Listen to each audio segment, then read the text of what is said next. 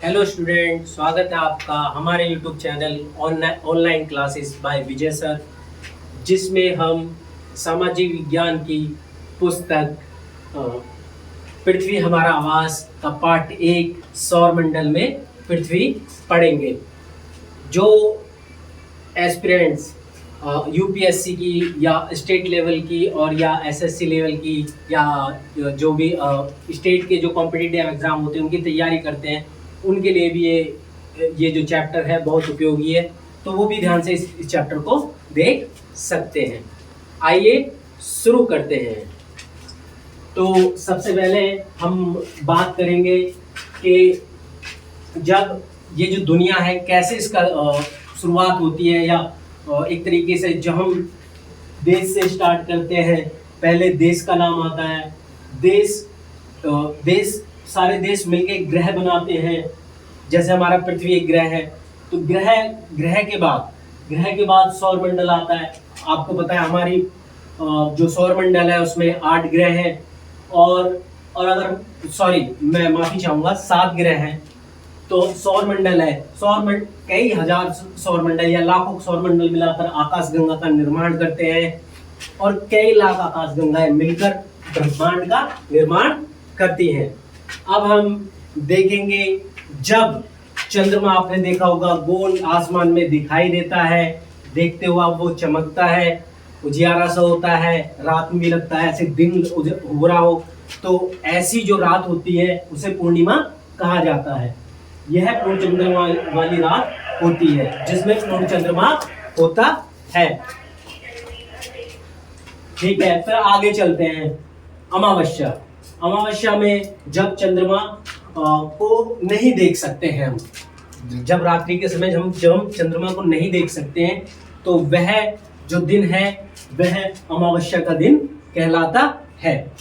फिर आगे बात करते हैं, ये बहुत इंपॉर्टेंट है, खगोलीय पिंड किन्हें कहते हैं। खगोलीय पिंड सूर्य, चंद्रमा तथा वे सभी वस्तुएं रात के आसमान में चमकती हैं, खगोलीय पिंड कहलाती हैं। मतलब कहने का मतलब क्या है, जो सूर्य आप देखते हो, चंद्रमा देखते हो तथा वे सभी वस्तुएं जो रात के समय आसमान में चमकती है, जो आप आसमान में देखते हो चमकती हुई चीजें, वो सारी की सारी चीजें खगोलीय पिंड कहलाती हैं। अब आगे हम तारों के बारे में पढ़ते हैं कि तारा किसे कहते हैं। देखो, तारा क्या है?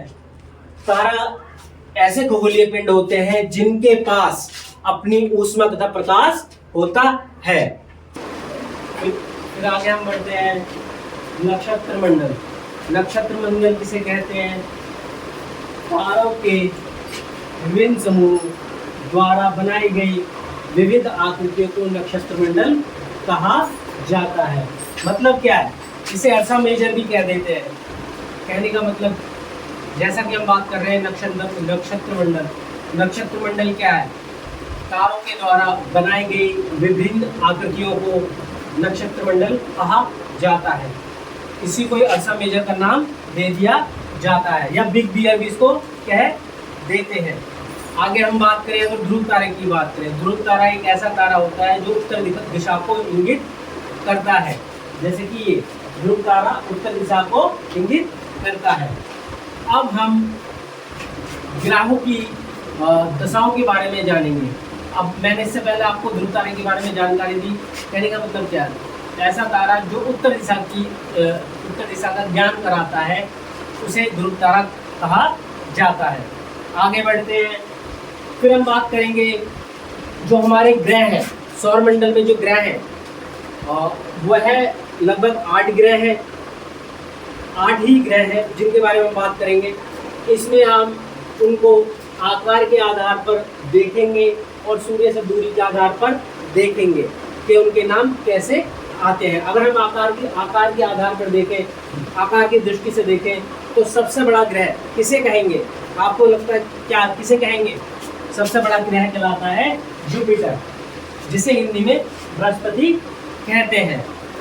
फिर उससे छोटा, यानी दूसरे नंबर का सबसे बड़ा ग्रह हमारे सौरमंडल का, वह है सैटर्न यानी शनि। फिर उसके बाद नाम आता है यूरेनस।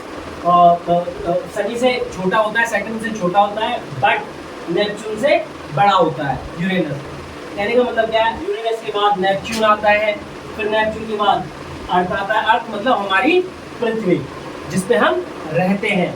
फिर उसके बाद शुक्र आ जाएगा, और शुक्र के बाद अगर हम बात करें मरकरी, जो मरकरी है, बुध जो सूर्य का सबसे पास वाला ग्रह कहा जाता है, यानी कि मरकरी। फिर उसके बाद आ जाएगा मार्स यानी मंगल।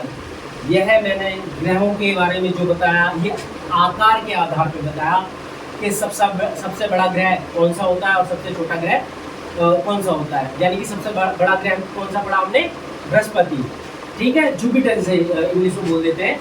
और उसी के बाद अगर हम बात करें मंगल, जो हिंदी में बोलते हैं, हिंदी में मंगल बोलते हैं और इंग्लिश में मार्स बोलते हैं, वो सबसे छोटा ग्रह होता है।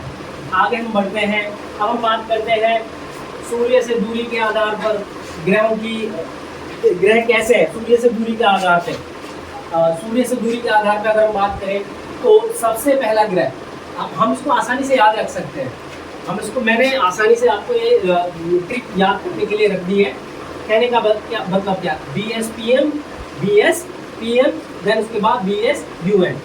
BSPM जो सूर्य के पास वाले प्रथम 4 ग्रह जो है, पहले 4 ग्रह जो हैं, फर्स्ट 4 जो एक तरीके से ग्रह है वह है, अगर बात करूँ B से बनता है बुध, इंग्लिश में क्या देते हैं उसको, मरकरी। क्या कहते हैं, मरकरी। अब मरकरी जो है सूर्य का सबसे पास वाला ग्रह होता है। और अगर हम बात करें वीनस मतलब वीनस मतलब शुक्र। और फिर उसके बाद है हमारी पृथ्वी, तीसरा ग्रह सूर्य से की अगर दूरी के हिसाब से देखें तो तीसरा ग्रह पृथ्वी है। फिर उसके बाद बात करेंगे मार्स क्या है, मंगल ग्रह जो है सूर्य से दूरी के हिसाब से चौथा ग्रह है।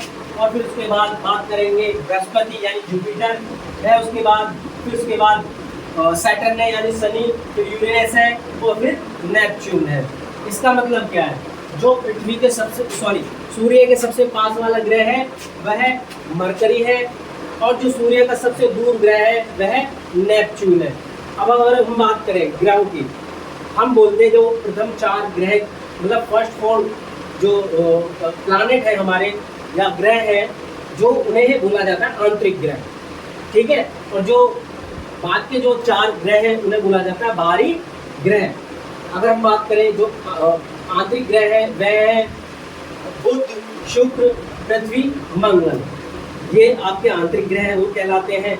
और इसी के साथ अगर हम बात करें और जो बाहरी ग्रह है वह है बृहस्पति, शुक्र, यूरेनस, नेपच्यून। ये जो है हमने ग्रहों के बारे में जानकारी इकट्ठा की है। फिर उसके बाद अगर हम बात करें, हमने शुरू में ही बता दिया था कि ध्रुव तारा एक ऐसा तारा है जो उत्तर दिशा को इंगित करता है। आज इस वीडियो में हम इतना ही पढ़ेंगे, जिसके लिए आपको मैं आपसे गुजारिश करूंगा कि आप हमारे चैनल को हमारी वीडियो को लाइक करें, सब्सक्राइब करें और बेल आइकन को टच करें। ओके, धन्यवाद। आपका दिन शुभ हो।